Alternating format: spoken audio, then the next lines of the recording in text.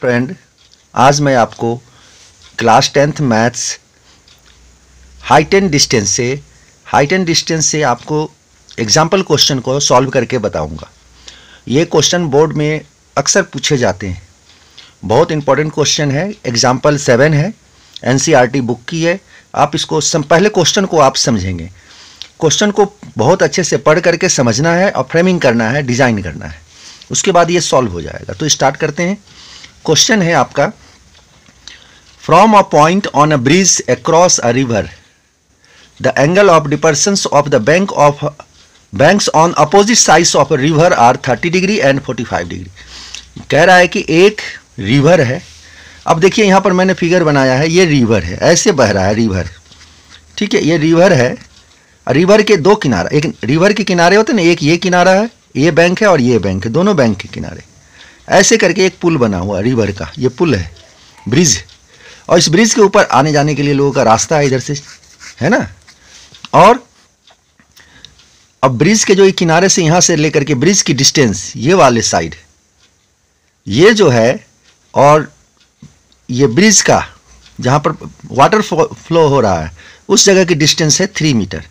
Bridge से लेकर water तक, रिवर तक का डिस्टेंस 3 मीटर है। और एंगल ऑफ डिपर्सन्स जो है इधर की ओर गया है किनारे, एक किनारा ये है, इस किनारे पर 30 डिग्री है, क्योंकि ये 30 डिग्री एंगल बनाया, तो अल्टरनेट एंगल जो होता है ये भी 30 डिग्री होता है। सेम इसी तरह से दूसरा किनारा पर 45 डिग्री बना रहा है डिपर्सन्स, एंगल ऑफ डिपर्सन, तो ये भी 45 डिग्री हो गया। तो सबसे पहले हम लोग क्या करेंगे, और इसमें हमें निकालना क्या है, तो रिवर के दोनों किनारे के डिस्टेंस, यानी ए और बी एक किनारा है, ए भी एक किनारा है, ये ए है और ये बी एक किनारा है, तो इसकी डिस्टेंस टोटल कितना होगा। तो सबसे पहले हम लोग AD निकाल लेते हैं। और BD के लिए तो आपका निकल चुका है पहले ही, पूछो क्यों? क्योंकि देखो, जब ये 45 एंगल अल्टरनेट से ये 45 हो जाएगा तो ऑटोमेटिक है कि ये भी 45 होगा। 90 प्लस 45 135, उसमें 45 प्लस करेंगे तभी ये 45 आएगा। समझ में आ गया? यानी दो एंगल इक्वल हो गया तो साइड इक्वल हो जाते हैं, ये साइड इक्वल ये साइड का। ये 3 मीटर है तो ये भी 3 मीटर हो जाएगा।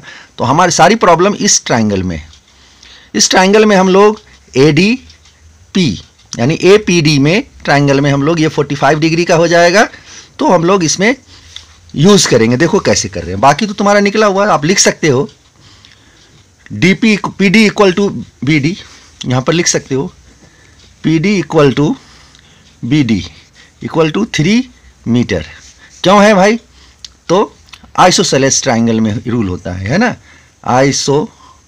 SCLS ट्राइंगल, ये आइसोसेलेस ट्राइंगल है, क्योंकि दो साइड इक्वल हो तो एंगल इक्वल हो जाता है। अब ये 45 डिग्री है तो ये भी 45 डिग्री, एंगल इक्वल है, इसीलिए ये साइड इक्वल टू ये साइड है। यहाँ तो BD निकल गया 3 मीटर, है ना, तो यहाँ लिख सकते हैं BD इक्वल टू 3 मीटर लिख दिया। अब हम लोग इन ट्राइंगल इस पेज पर करते हैं, नेक्स्ट पेज पर। इन ट्राइंगल किस ट्राइंगल में ले लेंगे हम लोग?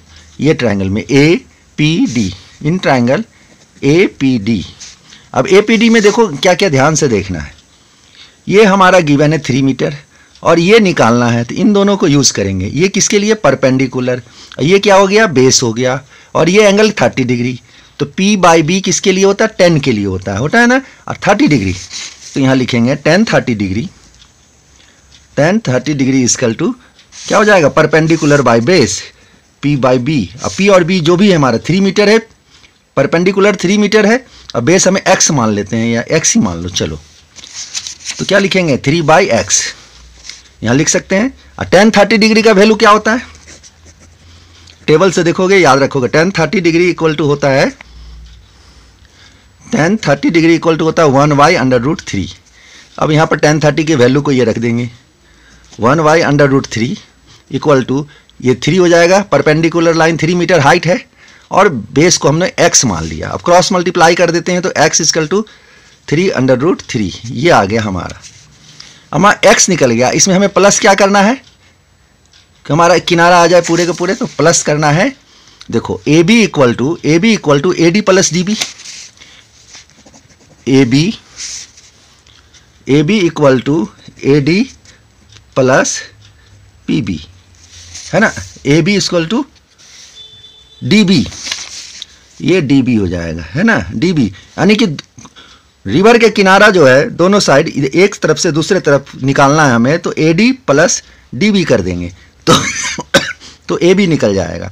तो हमारा एडी कितना है, एडी हम लोग अभी निकाले नहीं निकाले हैं, एडी ये निकला है एक्स, है ना। एडी क्या है, जो अभी एक्स मान लिए हैं, यहाँ लिख दो एडी इजकल टू एक्स। तो एक्स 3/√3 प्लस ये क्या हो जाएगा, डीबी निकाला है, डीबी अभी निकाला था मैंने, यहाँ पर बताया था 3 मीटर, तो 3 मीटर है तो यहाँ 3 मीटर प्लस कर देंगे। तो क्या हो जाएगा, दोनों में 3 है, 3 को कॉमन कर लो, √3 + 1 मीटर।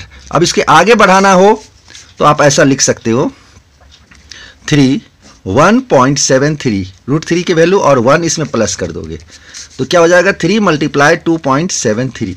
अब इसको मल्टीप्लाई कर दोगे, मीटर में आंसर लिख देना, ठीक है। 3 3 जा 9, 3 7 जा 21, 1 2, 3 2 जा 6, 2 8, 0.2 के बाद है ये मीटर आंसर। मानी ये विड्थ ऑफ रिवर क्या है, विड्थ ऑफ रिवर 8.19 है। यही हमें फाइंड करना था, आपको ये सबसे ज़रूरी चीज़ था, ये फिगर को समझना रिवर वाले। ये क्वेश्चन को आप ध्यानपूर्वक एक बार देखना, ओके।